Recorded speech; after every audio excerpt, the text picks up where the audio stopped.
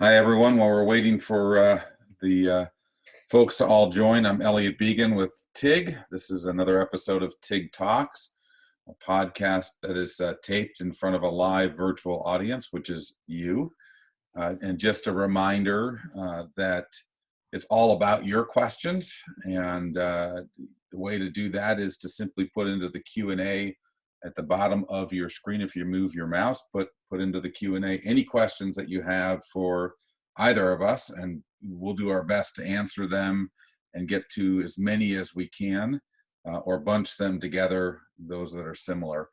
Before I turn it over to Gary to give a little bit of background, I'm just going to editorialize for 1 second, and that is, as kids, we admire people that we want to eventually emulate. That could have been your firefighters or police officers or sports figures. As adults, we tend not to think that way as much, but I'm going to embarrass Gary for a second and just say that I do, that I hope that I have the same kind of impact on the space that I occupy that Gary has, with the generosity and the goodwill and just the wisdom that he shares, as often and as willingly as anyone that I know. So it's really, really my pleasure to have my friend on with us today and to answer your questions, and for you all to have access to his wisdom, which he's made himself amazingly accessible ever since this has happened, to guide us and to share and to also get from others their lessons. So Gary, thanks for joining. And for those people, I can't imagine anyone not knowing you or your story, but maybe I'll turn it over and let you tell a little bit about yourself. Well, thanks, Elliot. It's folks may not realize that we spent 2 full days together on Thursday and Friday on our webinar. On our institute. I had you on my webinar yesterday, so this is just the love fest. We're just sending good vibes back and forth. We really don't like each other, truthfully. So it's all bullshit, but that's okay. Well, I did learn to pronounce your last name finally, so that's progress. I'm actually very eager to know more about everybody who's on here, but the short version is, the reason I make myself available is that I know what it is I know what the loneliness is of building a business. In my day, of course, it was an organic yogurt company when nobody was eating yogurt and nobody knew what organic was. So I always joke that we had a wonderful company, just no supply or no demand. It was the early 80s. It was not, no one had a clue what we were doing, why we were launching these little yogurt cups that cost 100% more than conventional that was out there. And I would have killed for some counsel, some wisdom, some guidance that I never got. So for me, I bring a sense of personal need to these discussions, but I'll go to the other side of it and say I also have a sense of personal mission, which is that I really believe business is the most powerful force on the planet, and my experience with Stonyfield has really validated that. I began in the nonprofit world, and then due to governmental changes, there was money dried up for the kind of organic, renewable energy, sustainability, regenerative activities that my nonprofits were engaged in, and we started a business using my partner's incredible yogurt recipe, literally just to replace philanthropy, to drive our little organic farming school. In the end, the tail wagged the dog. Stonyfield today is, a $400 million success. But of course, as I say, we had a lot of rapids to go through along the way. I sold the company to Danone in 2001. We were doing around 80 million in sales, and then continued to run it for another 11 years in a very unusual deal. And we again got it up to this about 400 million. And I then had the opportunity to influence this global company as well. We launched Organic Ventures. We obviously eventually led to the acquisition of White Wave. If you haven't followed that, that's Horizon and Silk and So Delicious and Wallaby and others. And I've been on many, many boards, also some that have remained independent, some that have gone public, some we've done very strategic sales, Honest Tea, Late July, Annie's, Sweet Earth, Applegate, Happy Family. I'm always missing somebody on these lists, but in any case, lots of deals with strategics, unleashing the sort of power of the mission of the acquiree.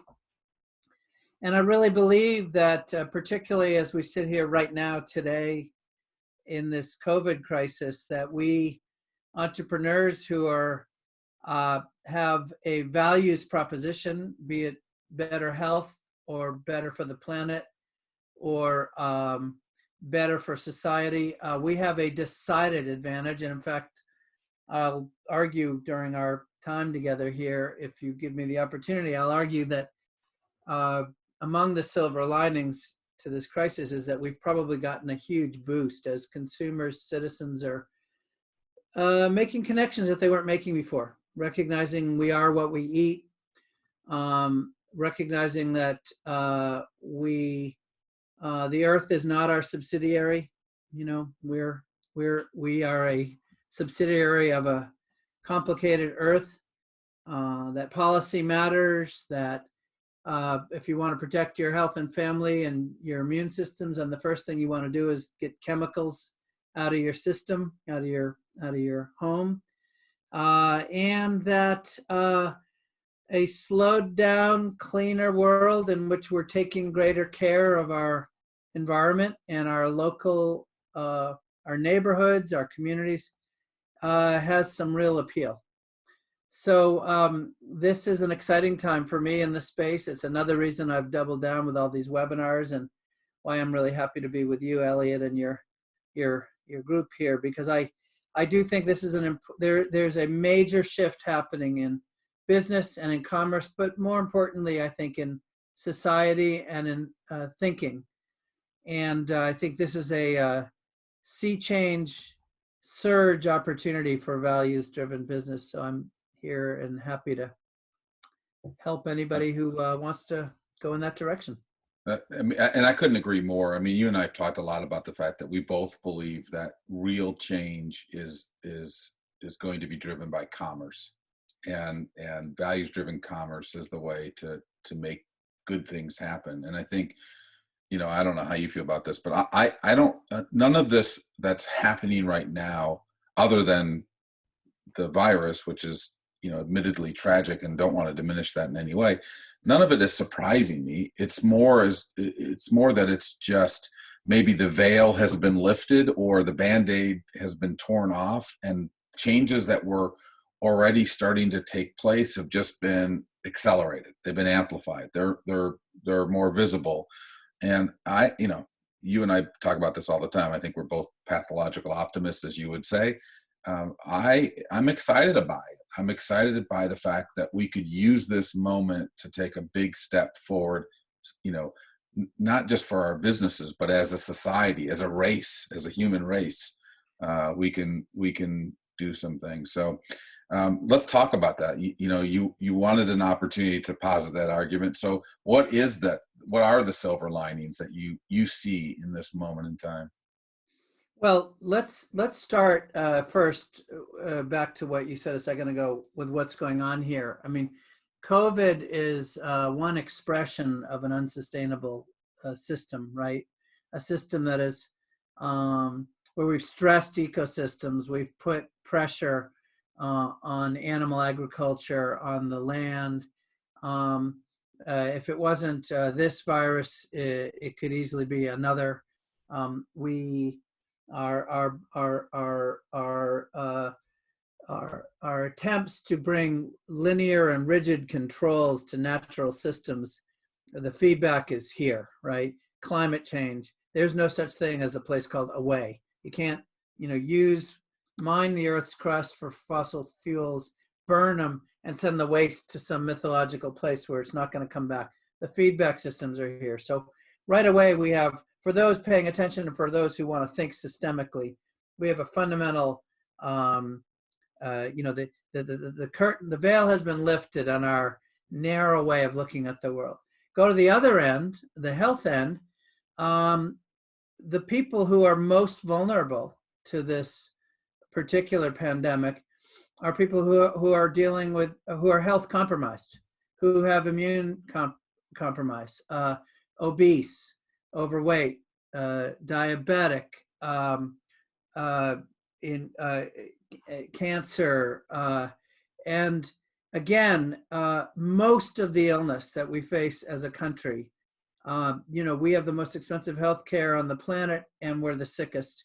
And most of it has to do with lifestyle behaviors. We now know that 95% of cancers are environmental in origin. They have to do with things that happen in our lives, not genetics. And we know that, the President's Cancer Panel reported when President Obama took office that almost 1 in 2 Americans are going to be diagnosed with cancer in our lifetimes. And the number one thing they implicated was exposure to chemicals in our day-to-day life. And then go back again to the marketplace. And what do you see happening out there? Well, people, they can't trust government, because our government certainly is doing a terrible job of protecting us. Lies, obfuscation, delays, sort of absence of facts in the discussion, all about opinion.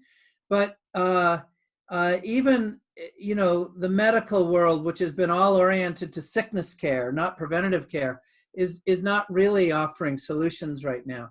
And so people are seeking, are hungry. They've got their kids at home. They've got their elderly family members. They've got all the college kids are back living in the, under the roof, and they want to protect themselves and they want to protect their communities. And then you get this more positive thing going on, which is the air is cleaner. Water is cleaner. In Venice now, they're seeing fish in all the canals. They haven't seen fish through the muck, the pollution. Yeah, the jellyfish, yeah. Yeah, well, also fauna of all sizes and shapes. There's dolphins swimming in the canals in Venice now. We're seeing views we haven't seen because of the lack of air pollution. And people are liking it. People are moving slower. They're liking it. Now, of course, there's enormous health fears and there's enormous economic insecurity. So I don't like you minimize any of that. But if you boil it back to our proposition here about business, what you can say is that purchase habits have changed dramatically, and there's a real opportunity if you have solutions to all of that to be very mercenary. If you have immunity somewhere on your label, or you can make viable claims, third-party medical validated claims that you are enhancing immune health, this is your moment. If you have probiotics, things that actually have been poorly understood in this culture, well understood in most other parts of the world, then you've got a latent opportunity. If you have organic right now and you're not introducing pesticides and herbicides and chemical fertilizers into the supply chain, or poor animal health, if you have plant-based, speaking of animals, you've got opportunities. You have another opportunity, which is that people are home and they're discovering just how much they can get to their home without having to wander through retail stores. And obviously, restaurants are not a place that people are going. So if you have e-com potential, and you have huge opportunity. And finally, though this is not a finite list, but there's something else that people are looking for, which is in a time of uncertainty, they're looking for entities they can trust. Yeah. They're looking for brands. They're looking for influencers who they can exhale and say, okay, things are going to be okay. I'm going to put my trust in that person. And so again, it's a democratizing of the marketplace. If you have a personality, if you have a blog, if you have your signature, if you have photos, if you can show your supply chain, if you can invite people onto the farm, instead of being some anonymous factory that's just selling people stuff, because people are very sensitive about being sold right now, you have opportunities. So now, just from that litany, put all that together. What if you have all of that? Well, most of the companies that you and I are helping, Elliot, do have all of that. And, health enabling, environmentally sustainable, e-com enabled, produced by people who really care, who have third-party validators who can back up our claims so that instead of selling, we're really educating. That's always been Stonyfield's little secret. We're always still that original organic farming school, masking as a big business. Put all that together, and you got a full sail of wind behind you right now. Yeah, and I couldn't agree more. And I think, in this moment of time, it's awfully nice to be in this space because you're surrounded by people who are doing the right things, and there's plenty of ignorance out there. Let's not kid ourselves. There's plenty of that out there, but there are plenty of. Can I just quickly say something about that? Yep. Because everything I just said, I recognize if there was a vulnerability to it, it sounds elitist, like I'm talking elitely to elites, right? But I come from the world as a struggling entrepreneur who needed to, put two sticks together and rub them to make something happen. And my bubble, my world was about that big, when I began. And I have over time watched Margaret Mead's adage. I've built my enterprise with the idea that, never doubt the power of a small group of people to change the world. My bubble grew this big and this big and this big. And it grew that way by the most powerful purchase influence there is, which is word of mouth.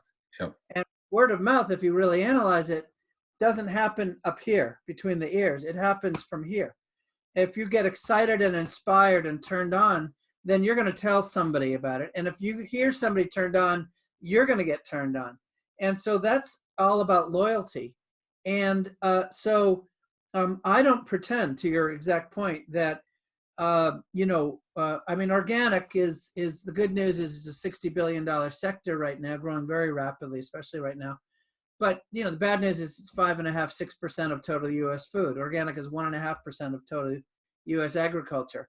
But I have watched the tails wag the dog out there. Why? Because with the faster growth is what excites, the investors, the retailers, the wholesalers, the bankers, the supply chains. And so when you go from this to this, maybe a small number, but you're moving the needle in dramatic ways, and particularly among educated folks who read labels. And you're absolutely right. The world is, the most horrifying thing I see in the world right now is that we live, in Washington's a fact-free zone, right? It's a science-free zone. Yep. The EPA is now the CPA. It's now the Chemical Protection Agency, because of, scientists are no longer allowed to speak. We're not focused on, we're denying climate science. We're denying COVID science. We're denying we're denying common sense science. So this is all to say, I have no Pollyannish illusion that the folks on this call are, the dominant part of our culture. But I do believe we're the dominant in terms of catalyzing real change, real opportunity, and real growth. Whereas, in my world, for example, conventional milk, because it's cheaper, a much higher percentage was in food service. Food service is gone, and that's why conventional farmers are A, dumping milk, and B, many, many, many are going under. Organic farmers right now can't keep up with demand. Yep. Well, and I think, to every one of those points, it's also that this is a platform for change. So the government is absent in that change. Facts are absent from a public perspective. So from the perspective of good commerce for a good reason, that's what's driving this. And I think there's a huge opportunity, and everyone on this should feel emboldened by the role that they're playing, their small role. And I think it's a great example, Gary, because you didn't start out with the influence that you have today. You've built that over time by doing the right thing and building a good business and then giving back. And that's no different from anyone else on this call. The same opportunity exists, and the more of you that do that, the more of the impact that we get to see in our lifetime, which is hugely important. So, well, could I just put that in numbers, Elliot, just yep. for a moment, and obviously cut me off here because I As much as I'd love to do that, this is too good, so I'm gonna let you go. I get enthusiastic. Well, no, I just want to put this in graphic terms. So Stonyfield's lead product is Yo Baby, our whole milk baby yogurt for kids. And by the way, Yo Baby is actually the original 32-ounce quarts we made on the farm, but moms told us that they didn't want to reclose if they're feeding a baby. It's perfect baby food, right? It's whole milk, it's probiotic, it's organic, it's full fat for brain development. But moms didn't want to open it, serve it, and then close it. So Yo Baby was really just repackaging our core proposition, and it still is our number one. Now Yo Baby sells to about 1.5 million moms. That's our universe. And obviously when you're selling to baby, you realize you've got them for about a year and then they move on. So our obsessions are twofold. One is how we keep that 1.5 million going to the next level, Yo Kids, Yo Toddler, eventually to adult. But also our obsession is in how to grow that 1.5 million. If it goes to 1.6 or 1.7 or 1.8 or 2, it's gold for us, right? It's just leveraging an existing infrastructure.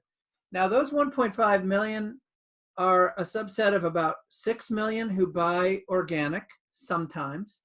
So we get about 1/4 of organic users, although we are the dominant organic yogurt, but I'm talking about all organic products. And that's a subset of about 26 million moms who will in a survey say that they are wellness oriented, whatever that means, right? It's like the word natural.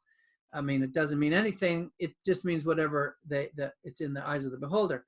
But the point is that in the last month and a half, that 1.5 million universe has just about doubled. Suddenly, like in 6 weeks, it's gone to 3 million.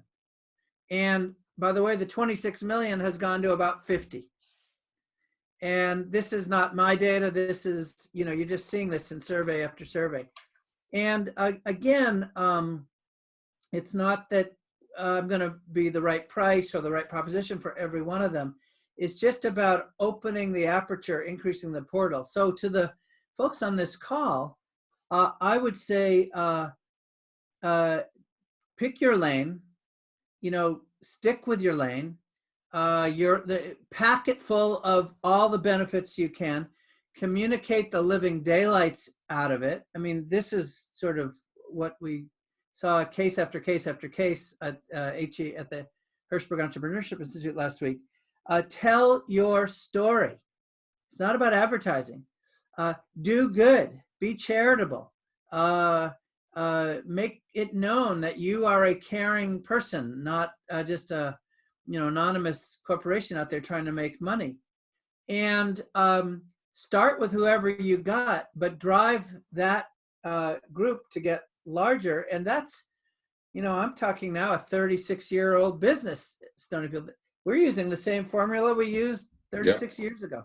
Yeah, I mean, things don't change as much as they change, the core principles. And I want to get to some of your questions because I know we're spending a fair amount of time talking at a high level. And one of the things I know is on a lot of people's minds is just, how do I make it to Thursday?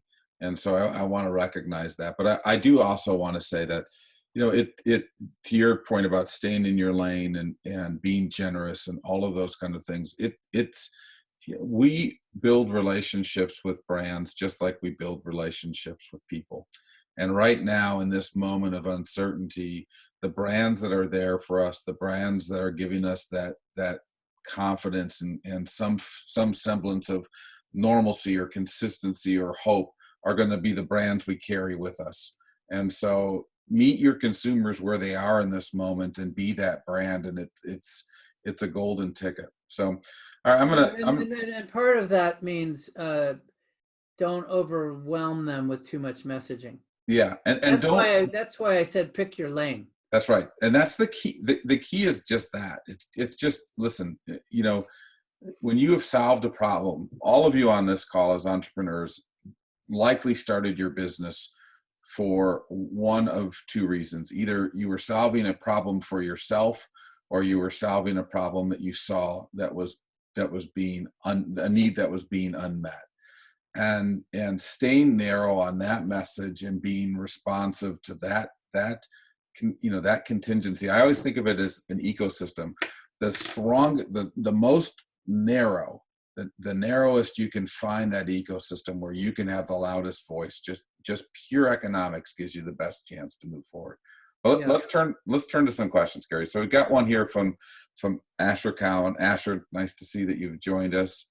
Asher's doing, by the way, Gary, some really cool things around regenerative farming and getting locally sourced vegetable powders that are dehydrated. But his question is this: would you recommend a small e-commerce brand that's cash flow positive and growing at an 80% year over year? Do you recommend that they seek investors to accelerate growth? We can fund our current growth rate plus more with some existing cash flow, so we don't need it, but we're thinking about raising capital for product development. And right now they're not in any brick and mortar. Mm-hmm.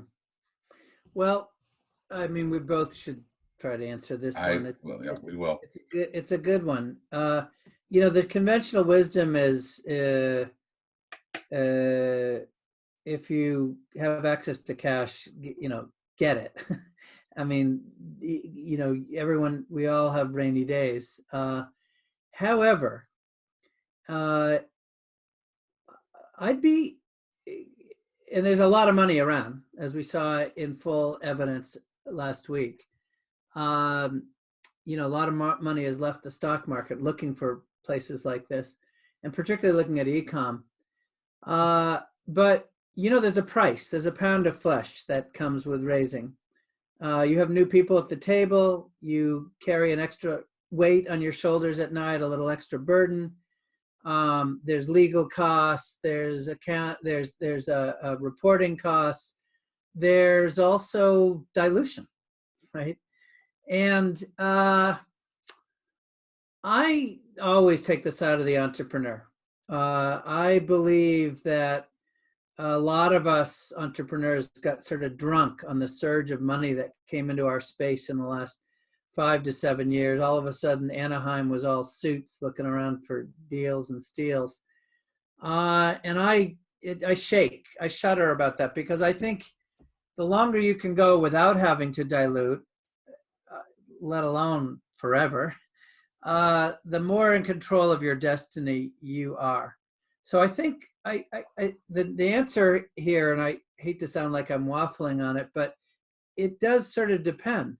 Yeah. If you absolutely must have that capital, if you can see the end of a certain streak that you're on now, and without innovation, it's going to come to an end, then the time to get your capital is not when you need it, it's now to anticipate. So if that's an absolute essential thing you got to have, do it. If you are confident and you don't need that, and you can double your size, well, you're going to give up a hell of a lot less for the same amount of money. Yeah. So I'll add to that, because I think I agree with everything you said, and I'll add a couple of things to it. First of all, we celebrate the unicorn in this space way too much, and while those are wonderful things when we see brands that get built and have that hockey stick growth and then are able to have these fantastic exits, it's not the norm. It never will be. You only read about maybe 2 or 3 of those a year, and we all know that there's a hell of a lot more than 2 or 3 of you that start a brand each year. So I think recognizing that is important. But I also think it's a personal choice, Asher. I think it comes down to the reality is, why, as entrepreneurs, there's a lot of shit that you sign up for, the worry, the stress, the unknowing, the endless work, all of that comes. But one of the huge benefits is you get to design the place that you want to work. You get to build the business you want within the realm of at least the market accepting it. And you get to decide how you define success or growth. So I'd start there, and you and I have talked about this, Asher, so I know about it, but what does success mean for you, and does investment get you closer to that success or not? And if it does, and you have a clear path to take that money and turn it into at least 4x the dollars that you bring in on a revenue basis, then do it. And if not, then don't. Yeah, and if I could quickly add, I know you get some more questions. Be honest. Look in the mirror. Be honest with yourself about, there's the benefits of bringing in the capital, but be honest about the costs.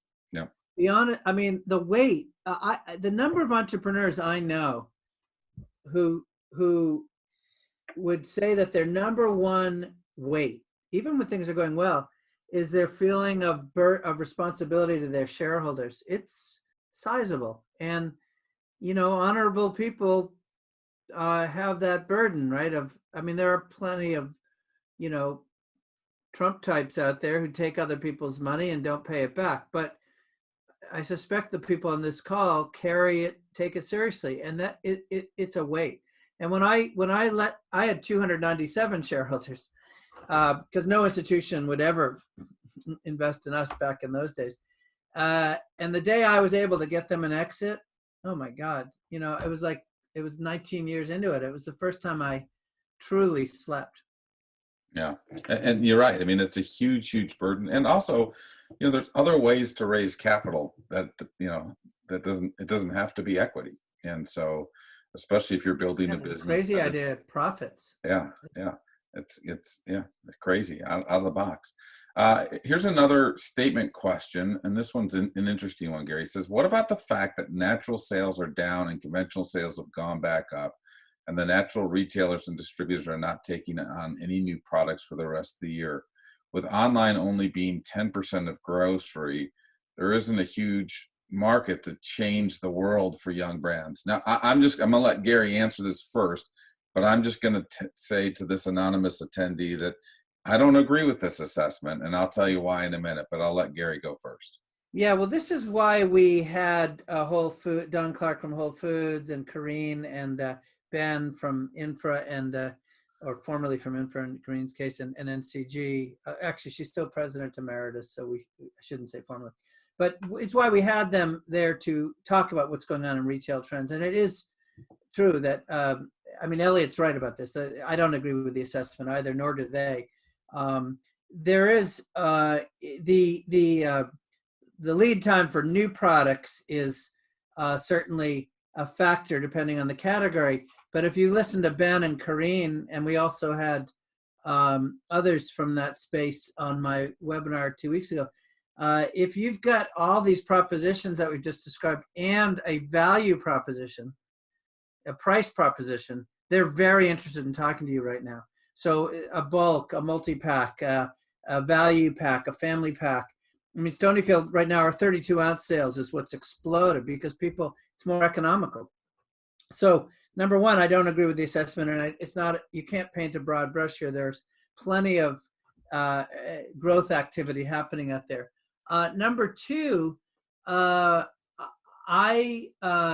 think that the fundamental premise needs to first go back to what percent of e-commerce are you capable of, not what's going on in grocery. The model has changed. What people have discovered they can get at home now is incredible. So this is a shift. Obviously, if you primarily sell to food service, you've made a shift. But even if you primarily sell to retail, this is the moment to run, not walk, run at your own direct sales for a couple of reasons. One, better margin. Two, better control of your destiny. Three, you build a list. Back to my word of mouth passion, the loyalty thing. I mean, this is the time to go at it. And I don't suggest that it's an instant panacea, but it's all about controlling your destiny. And what is more controlling than to go direct to your consumer? So, and I guess I want to say one last thing. Not all retailers are in the same boat here.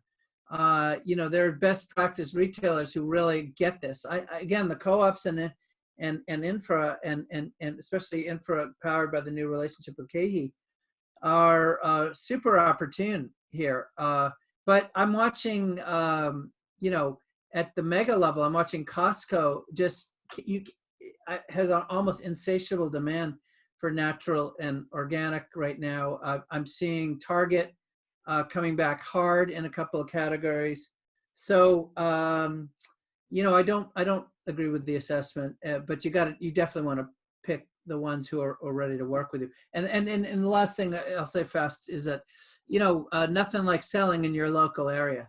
That's like right. Double down, places where they can know you, where you can have a reputation, where you can give and donate and support local healthcare workers, frontline workers, truck drivers, bus drivers, people who are out there being exposed every day. These can become ambassadors for your brand. You can, have a true win-win, and build local word of mouth right now in a way that I don't think we've ever had as opportune a moment as we have right now. Yeah, and I'm going to answer it in 1 second. Just when you were mentioning Trump earlier, I do, for those people who've never met me in person, I just want to let you know on Zoom that my particular lighting makes me have the same color palette as him, and I assure you it is lighting. When you meet me in person, I do not glow. I'm glad I'm colorblind. Otherwise, I'd be getting off this damn thing. Yeah, no, you'd be scared. So first of all, I've not seen anything that shows me that natural sales are down during this point. Secondly, from an e-commerce standpoint, a recent study that I read had sales, according to Bricks Meets Clicks, at 4 to 6% pre-COVID, 40% of groceries being purchased online from March 1st to April 15th. And the estimate being that it's going to settle around 20 to 25.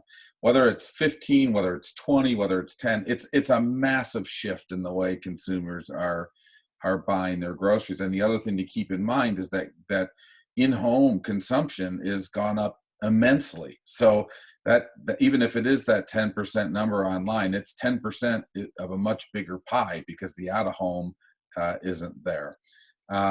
So that's one comment. The other is that it's always been hard for an emerging brand to get traction at retail. And I'm a little bit of a contrarian in that I don't look at things as distinct channels. I look at things as part of a consumer continuum. And your job as a brand is, if you look at your consumer continuum, the whole path that they follow, where they shop, where they live, where they, play and so forth. Your job is to find the various waypoints that you are best suited to intercept them and find them at that moment of need, and that where that problem is most pronounced. And for some of you, that's retail. For some of you, that's e-commerce. For almost all of you, it's a combination of that plus some. And too many people, in my mind, too many founders think that retail is the end all be all, or is the path to discovery. Retailers are great partners. They're really important to brands, but they're an element of a brand's ability to attract its consumers. And the best brands are like octopuses. They have tentacles reaching out to all different aspects of their consumers' lives and find them and meet them closer in a different way. So I think now's the time to be creative. Now's the time to think outside of the norm.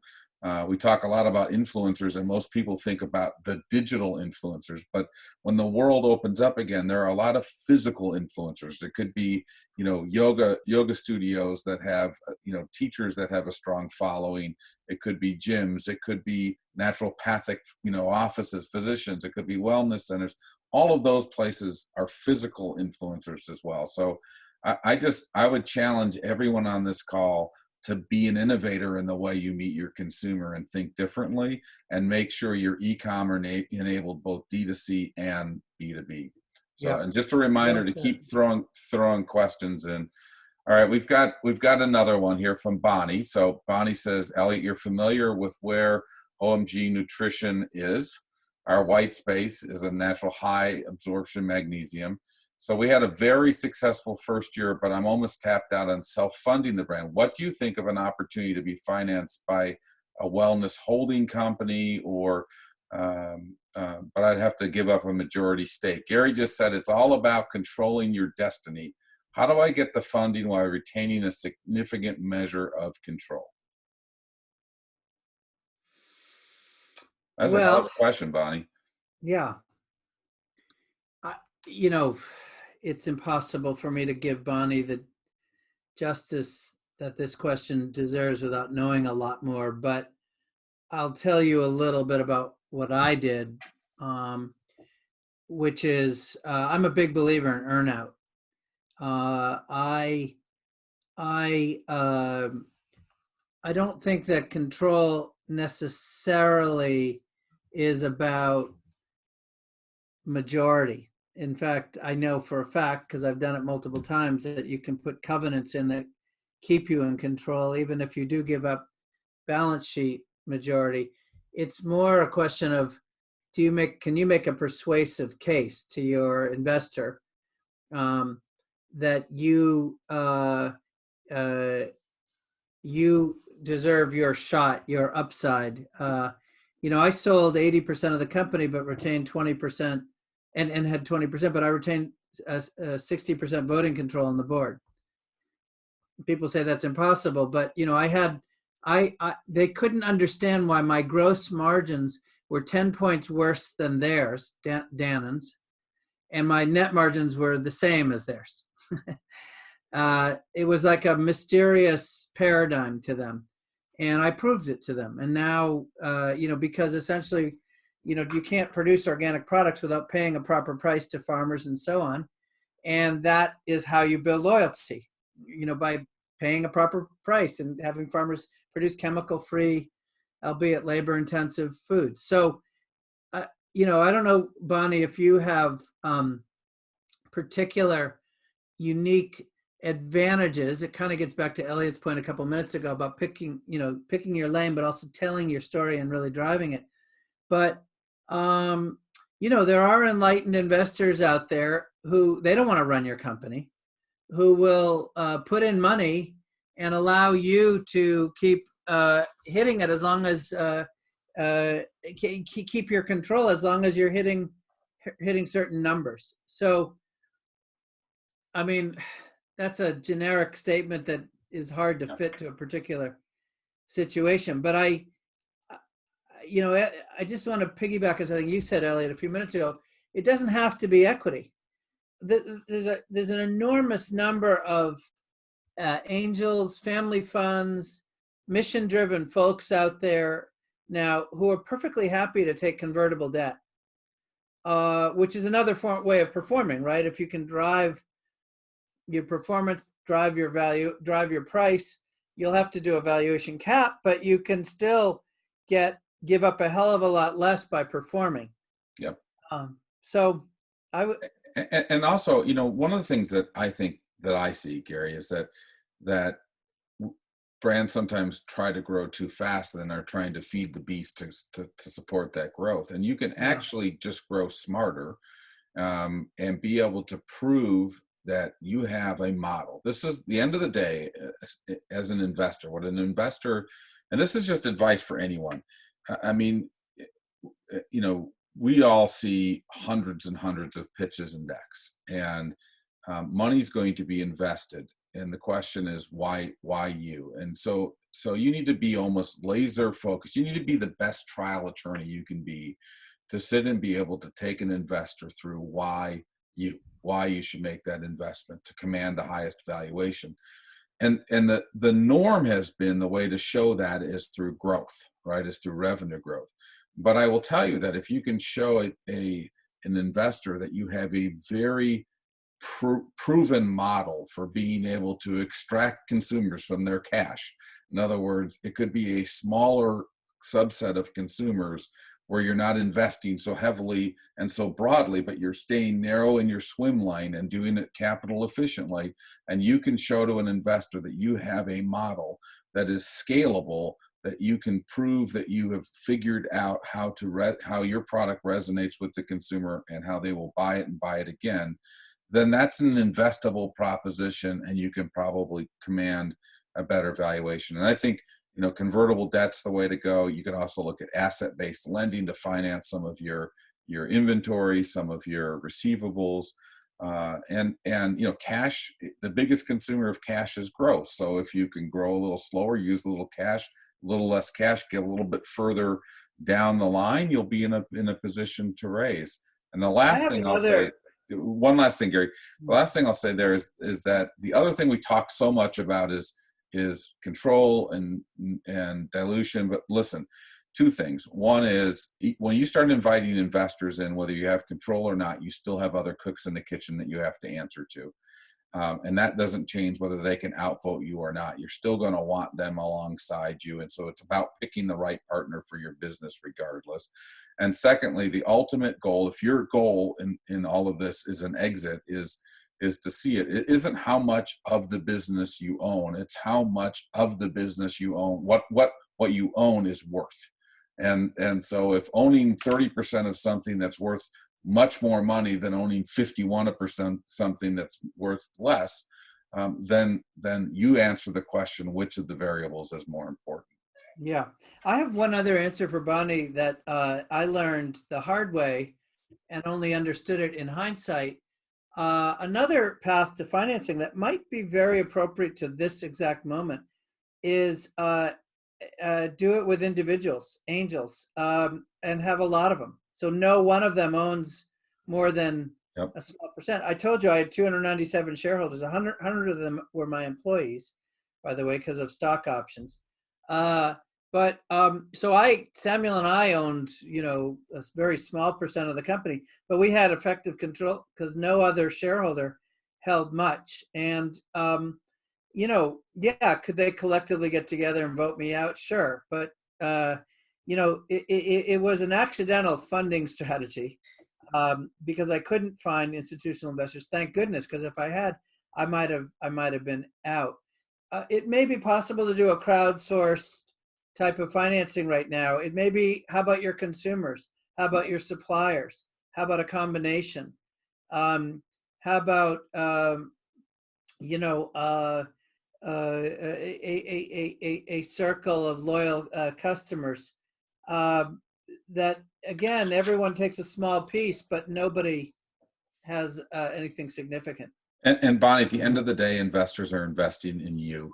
So, if they don't think you can do it, they're not going to invest. So they're investing because they think you can do it, and they just want to support you. The right investors, I should say, investors who are looking at this as not only the brand, but you as a founder. So I think that's the key is making sure that, you also are confident yourself, but also able to portray that confidence that you are the right leader for this business at this moment in time. And if that's the case, a savvy investor is going to want to put the wagon behind you. That's right. I want to make time for a few more questions because we're getting Okay. tight. Sure. So we've got a question from Joanna Terry. First of all, she wants to know where you got the bag with the no BS behind you. And why did you hang it behind you? And that's self-evident because he's talking to me. So it's just a reminder to me that no BS. But her real question is, if you had limited money, would you spend it on category data? She's unable to get it for free. Or would you spend it on inexpensive consumer research? Well, the bag is, I'm in my wife's office. The bag was her 60th birthday present. Somebody handmade it. And we've had it for, I better not say how many years because that gives away my wife's. It was her 29th birthday present. But I will say that I was very depressed the other day to drive here in New Hampshire and see the new Trump signs. I'll say Trump, no more bullshit. But so we were there first. anyways, I would spend it on the consumer research. And the reason is that the category data is going to be suspect and corrupt anyways. Things are changing really rapidly. Store counts are way down. Supply chains have been messed up. I don't think we're going to have clean data, category data for a while. That's at least something I would base my tough decisions on. I think what you really want to know is, how does the consumer react to your messaging? How's the consumer reacting to your brand, your position? Is it taking? That's what I would do with limited dollars. Yeah, and I first of all, I'll just say this in general rule of thumb is, if you're going to buy data or you're going to do consumer research, before you make that decision, know how you're going to act on it. Because I see a lot of people do that and they just have no plan for what they're going to use that information to do. So if you don't have a clear plan to use that information to do something, then don't spend the money. Well, can I add, Elliot, because I thought you were going to say, are you going to use the data? Yeah. A lot of times people get back data they don't like, and then they don't use it. Yeah, so true. Important taste clues, or what the hell do you stand for? There's 36 messages on your package. Are you going to use the data? Because don't spend the money if you're not prepared to get the answers. Yeah, I think that's great. And I also think, consumer research is something that you can do very scrappy, very. Yes, that's the point. It doesn't need to be formal, and especially in this plugged in Zoom world that we're in right now, you can do a lot. Yeah. Okay, Kirsten, as you scale, you find places you need to compromise, co-packer capability, sourcing minimums, and any tips on how you manage these compromises while maintaining your core mission and core values? And so I'm assuming you're talking about trade-offs, when and where you make those trade-offs. Well, I would be very, very cautious about compromise or trade-offs. Yep. I always joke that I can ship the yogurt 3,000 miles, but it's the last 18 inches that makes all the difference. Like, people have to it has to touch their mouth. They have to love it, or I'm screwed. So if there's a compromise along the way that makes it less than perfect, then you can't make it, because it's too competitive a space right now. So I don't know exactly what kind of trade-offs we're talking about here. If it's about having doing business with people you don't like, or but the standards are locked in, fine. I mean, a lot of entrepreneurs will say to me, I'd say, how's your day? How's your week? How's your month? Oh, terrible. I got so many problems. Well, that's not the right answer, because that is what business is. If you're don't believe that you're solving problems all day, every day, then you shouldn't be in business. That is what it is, period. So it's not about getting knocked down. It's about getting back up. And I would say that we all have so many problems, so many fights out there. The last thing you need to be doing is compromising on anything that would make your product less saleable, less attractive, less affordable, what have you. Now, then I'll just say quickly, I mean, I've made a compromise my whole career, which is selling in plastic cups. I mean, there's that kind of compromise. Believe me, I keep working on, I don't want to leave this earth until I've figured out a way that when you can finish eating the yogurt, you'll eat the cup, right? I mean, it should be compostable. There should be no waste. We're the only species on the planet that, thinks it's okay to produce one-way waste. But so that's, there are some compromises you have to make in order to be in commerce, right? There's no it's too expensive in calories and in kilocalories to ship. It breaks, et cetera, et cetera. And there's no other viable alternative that we've found that's economic. So I think you got to pick and choose the things you compromise on, but I would never compromise on the core offering. Ever. Yeah, and so and Kristen sent another one of the QA, just kind of clarifying, saying, for example, a retailer loves it, then wants a lower price and comes out with, are you sure it needs to be organic? Here's what I recommend for anyone listening. First of all, sometimes with small brands, you don't do this. You wait till you get bigger.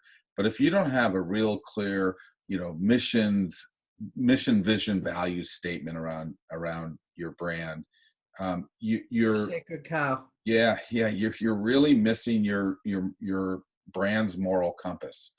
And so what I would encourage you to do is really think that through. Why are you doing this?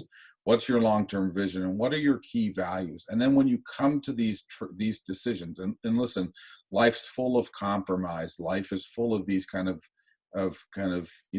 moments. And sometimes when we are so enamored by the potential growth, it's alluring, the opportunity to close a big deal, to get a retailer to say yes, to do all those kind of things, to get an investor to say yes.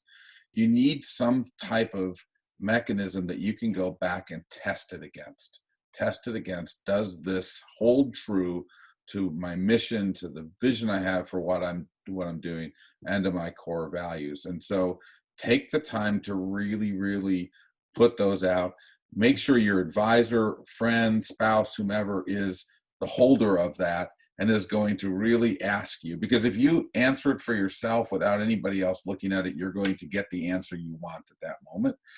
But have somebody who you trust who will be there and really question, because I think and in the example of organic, ask yourself, if you do that, have you reduced your defense to somebody else? Yep. One of the key arguments for organic right now is it's a hurdle. It's another bridge for a competitor to have to get over. And if you get to a point where it's all a price play, do you really, are you going to be viable when somebody comes along and tries to buy your space with something cheap? And one of the things that Gary and I both had the opportunity of working with a lot of brands that are from other countries, small entrepreneurs from other countries, and they come over here and they look at it and they go, wow, if I could kill it in Los Angeles, that's 5 times the population of my country. I'm thrilled. But here domestically, we tend to want to be everything to everybody.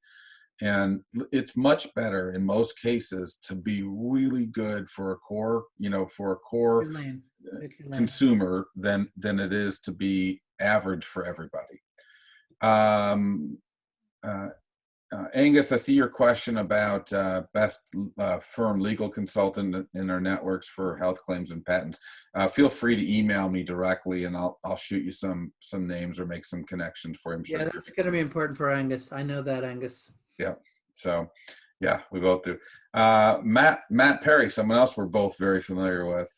He says, I appreciate it's very early, but any macro consumer trends that you both think will stick coming out the other side of this, whenever that is. Organic. Yeah. Matt will not be surprised to hear that answer, because it's, of course, something I've been pressing with him. But no, look, the organic bubble has gotten bigger. It has. And particularly if you can do organic in some configuration where it's you're offering value. But people have, not everybody, but a core part of our market is ready to be persuaded. I mean, they get that we are what we eat as never before, and they don't want to compromise. So that's for sure.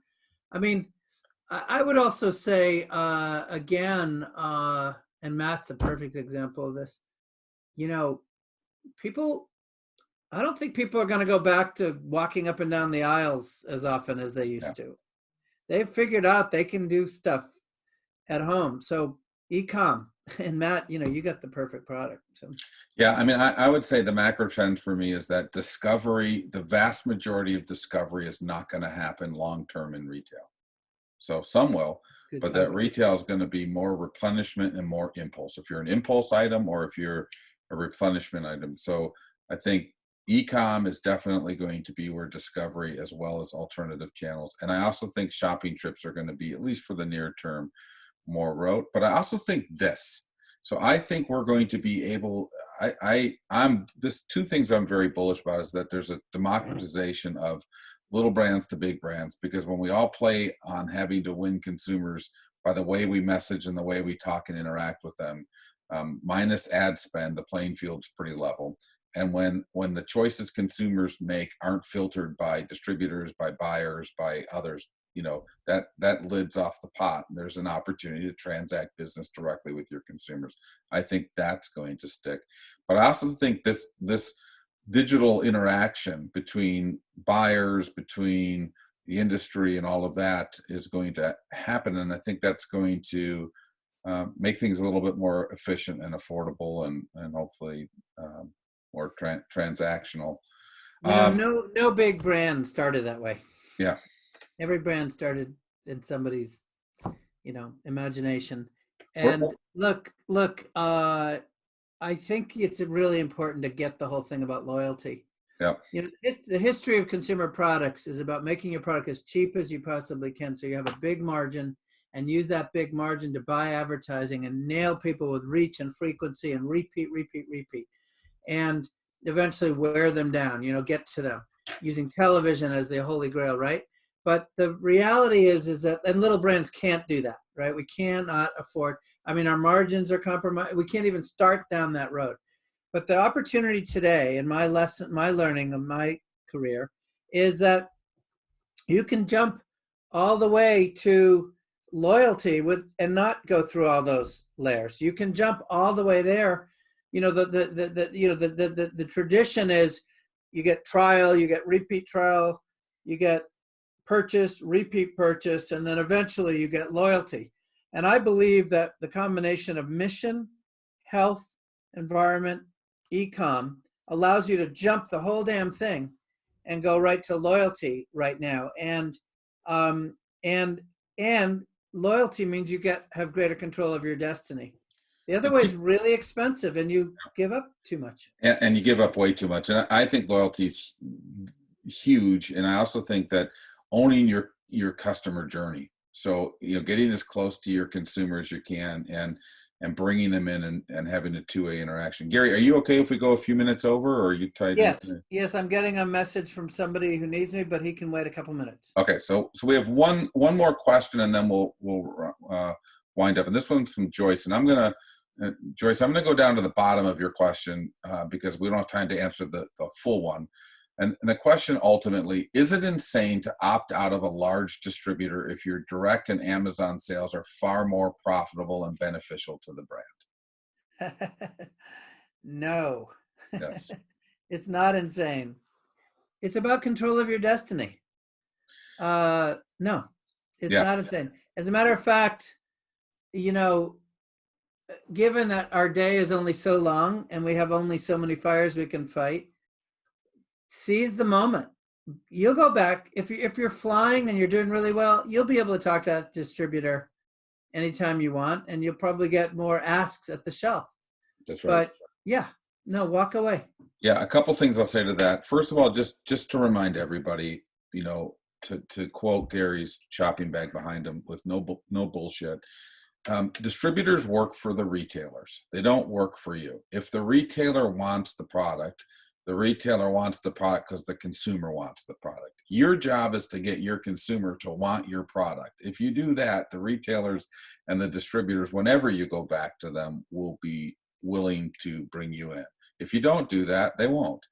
I also think that a lot of you right now, if you're just being objective, are caught in the valley of death. That place right now where you're, depending, maybe you're on your way down, maybe you're, down at the bottom, but most of you are somewhere in that valley of death where you've raised money from friends and family or from an angel or two, and you're trying to scale. And we've seen thousands of brands in that valley of death, and that valley has gotten deeper and wider. We just had a brand that we both know, Three Twins, a great example.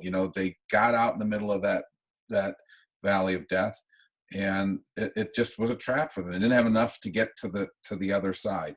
If you're out there right now and you have the ability to turn around and go back and become smaller, nimble, more resilient, more capital efficient, execute on e-com, maybe focus on your core market or a core retailer or just a curated few that showcase your brand well, I would turn around and head back up the hill as fast as I could.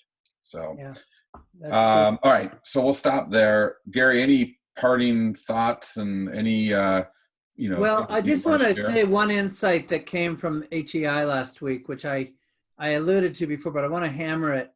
I would say between the marketing cases, the finance cases, and then all the pitching, if there was one common problem that I was seeing, or maybe put it more positively, opportunity, it's was streamlining. Was entrepreneurs needing to come to a clear hierarchy about their messaging and make some Sophie's choices. Yep. So many packages had so many things that they were saying. So many fundraising pitches had so many things that they were saying. So many organic companies are screaming out of our pores the 100 reasons to support organic. But it is absolutely essential that you be clear and lucid on a message. I would say test, try it out. Like Elliot said, you can do it cheaply. But, there was so many cases where the messaging was not weighted or prioritized. This caused confusion. And frankly, the consumer isn't going to give you the time to wade through it all.